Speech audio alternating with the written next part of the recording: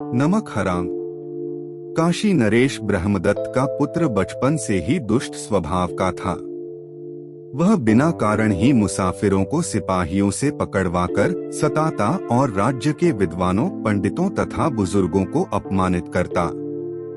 वह ऐसा करके बहुत प्रसन्नता का अनुभव करता।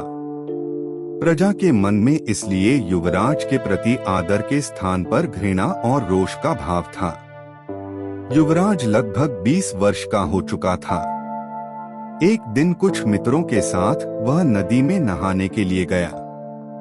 वह बहुत अच्छी तरह तैरना नहीं जानता था, इसलिए अपने साथ कुछ कुशल तैराक सेवकों को भी ले गया। युवराज और उसके मित्र नदी में नहा रहे थे।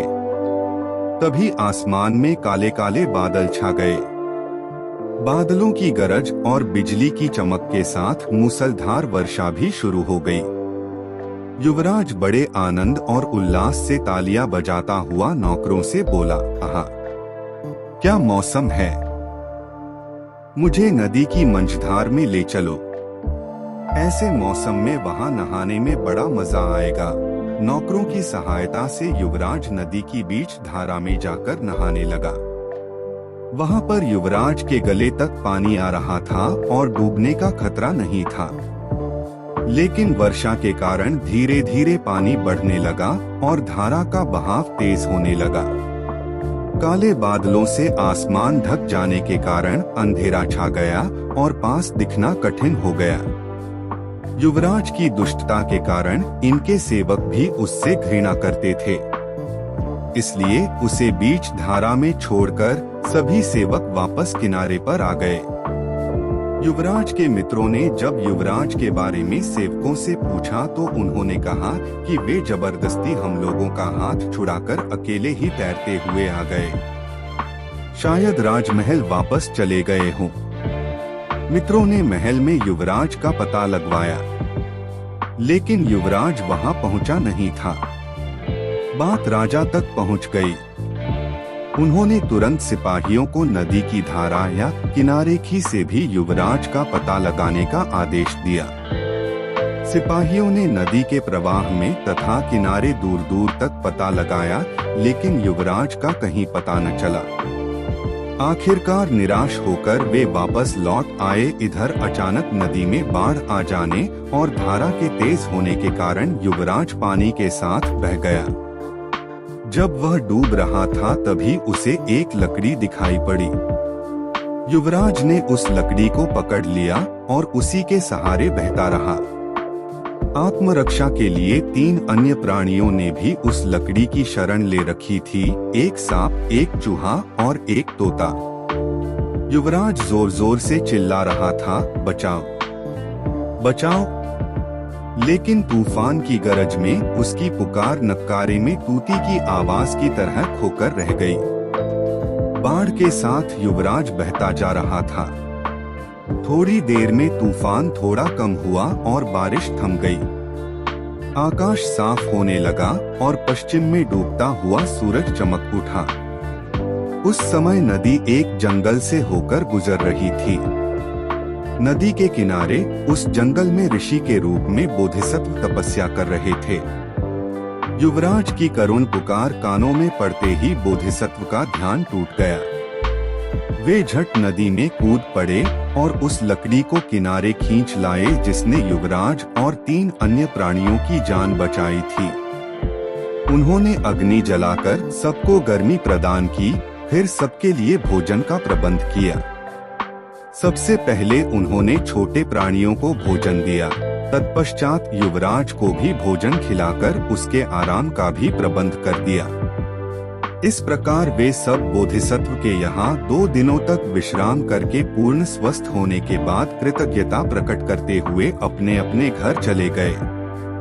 तोते ने जाते समय बोधिसत्व से कहा, महानुभाव, आप मेरे प्राणदाता हैं। नदी के किनारे एक पेड़ का खोखला मेरा निवास था, लेकिन अब वह बाढ़ में बह गया है। हिमालय में मेरे कई मित्र हैं। यदि कभी मेरी आवश्यकता पड़े तो नदी के उस पार पर्वत की तलहटी में खड़े होकर पुकारिए। मैं मित्रों की सहायता से आपकी सेवा में अन्न और फल का भंडार लेकर उपस्थित हो जाऊंगा। मैं तुम्हारा वचन याद रखूंगा, बोधिसत्व ने आश्वासन दिया। सांप ने जाते समय बोधिसत्व से कहा, मैं पिछले जन्म में एक व्यापारी था। मैंने कई करोड़ रुपए की स्वर्ण मोहरें नदी के तट पर छिपाकर रख दी थीं। धन के इस लोभ के कारण इस जन्म में सर्प योनि में पैदा हुआ हूँ। मेरा जीवन उस खजाने की रक्षा में ही नष्ट हुआ जा रहा है। उसे मैं आपको अर्पित कर दूंगा।